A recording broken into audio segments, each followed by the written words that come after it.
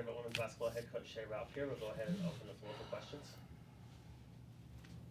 Yeah, so this is another game in which it seems that there's a bit of a size mismatch, and obviously a rebounding disadvantage. I think they got out-rebounded by 10, and we've kind of seen that more as the team has transitioned into SEC play.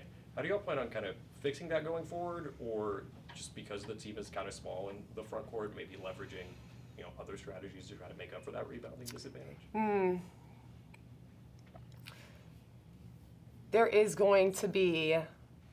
going to be teams that are bigger than us, and a lot of them are going to be in the SEC. And there isn't a basketball team on the planet that has everything. Maybe the Warriors last year, but other than them, there isn't. And so when we talk about size disadvantages and out rebounding, which has happened quite a few times over the course of the last 3 years, not as much this year, I give you guys the same answer for a reason. I don't look at it as a disadvantage because I can't. There's not a point to that, and there's not a strategy for it either. The thing that we were missing today was toughness. So there is all kinds of ways that you can work on rebounding. There's plenty of teams that are undersized that out-rebound people because they're tougher, because they decide they're going to go get the rebound. And, that's basically it. With rebounding and defense, it's a skill, but it's also heart and effort.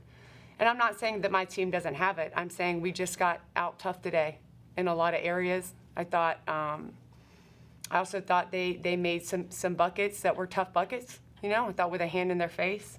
They got some really untimely offensive rebounds. We just have to be better there. The other side of it is our turnovers. It wasn't that we turned the ball over a lot. 16 isn't great, but man, they were really bad turnovers. They were for layups on the other end, uncontested, and that can't happen. To me, that's a toughness thing. You decide, I'm under pressure, I'm getting fouled, whether or not they're calling it doesn't matter to me. It doesn't, because it is what it is. You have to be tough enough to make a play when all the things just kind of aren't going your way. And the last thing I'll say is free throws. We had, 21 opportunities and we missed 10. And we lost by 6.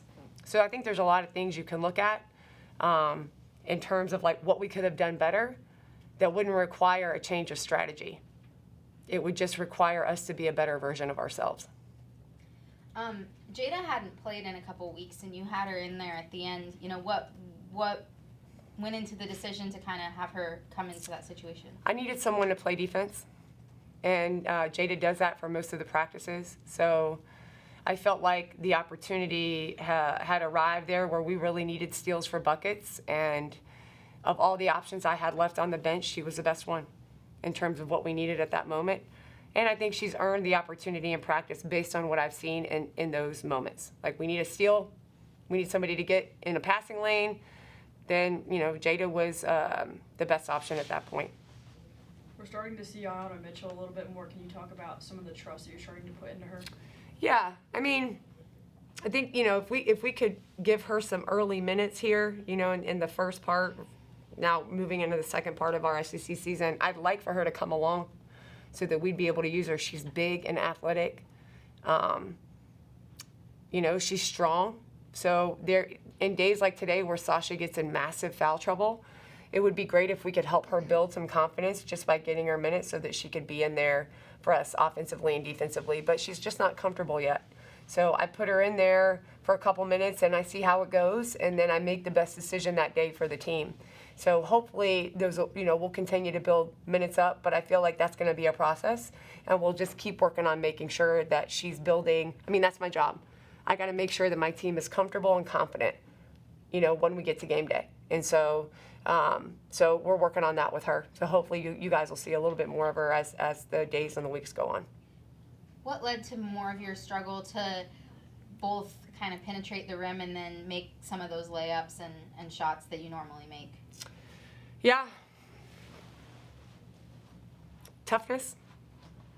I guess I'm going to sit here and give you guys the same answer, and I don't mean to sound like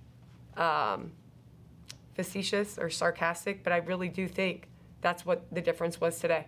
And I talked to our team about it just now in the locker room. I think there are ways that we can continue to address that. And then that's just a decision we have to make, where we can't get pushed off of our lane drives. We can't get pushed under the rim on rebounds. We can't get bodied so we can't catch the ball on offense, or we're starting offense at the half court, or we can't even enter the ball. And on defense, we can't get bullied. And then when it happens, we can't turn to the refs and go, oh my God, you didn't call a foul? Come on. And then they get a layup. So I think there's a level here of where I really believe we've grown a lot. We've grown a lot, and I think you guys have seen that. But I also think there's other ways that as we get into February and March, when people have started to figure out we're not a surprise anymore, people are coming ready for us, then we have to kind of dig in our heels. How tough are we? How hard are we going to fight? What really matters when the game is on the line? And are we prepared to do that? Have we prepared enough in practice to do that? That's where I think we can turn back and say, okay, these are the things we can learn from our failures. But, and I told you guys this before too, we have a learning culture, but if you fail and you don't learn, then you just fail. Then there's no learning taking place. And we can't do that. So now this is 3 games where I feel like we've struggled in some ways where the game was on the line in a toughness category. We have got to learn and adjust so that we come out more prepared to be tougher when it matters, so that we can at least have a chance to win the game. Yeah, speaking of growth, Camille Pierre has obviously grown a lot over the course of the season, and she played a lot today alongside Sasha. Is there any chance going forward of her getting inserted into the starting lineup to kind of shake things up, or will she continue to be a spark plug off the bench? I don't know. TBD. We'll see. Some of it's up to me, a lot of it's up to her. We'll see. Coach, what is your message to your team? You've lost 3 in a row. You're going into another couple tough home games that are important for your SEC schedule and season. What's your message to the team going forward? How do you regroup from that, get them back to that, winning attitude and the confidence they carried then? Yeah, I mean, I think what the struggles that we're having now doesn't eliminate or negate the things that we've done really well this season. It doesn't eliminate or negate the growth. And I mean, we still are going in a trajectory that I think is pretty great for our program. So I want them to focus on the things that we can get better at, but also have confidence in how far we've grown. And this is the deal. When you play sports or you try to do anything at a very high level, sometimes you're going to have great days and you're going to feel like you're on cloud 9, and sometimes everything feels like a struggle. I don't want my team to do this. I don't want that. That's why I'm not like that.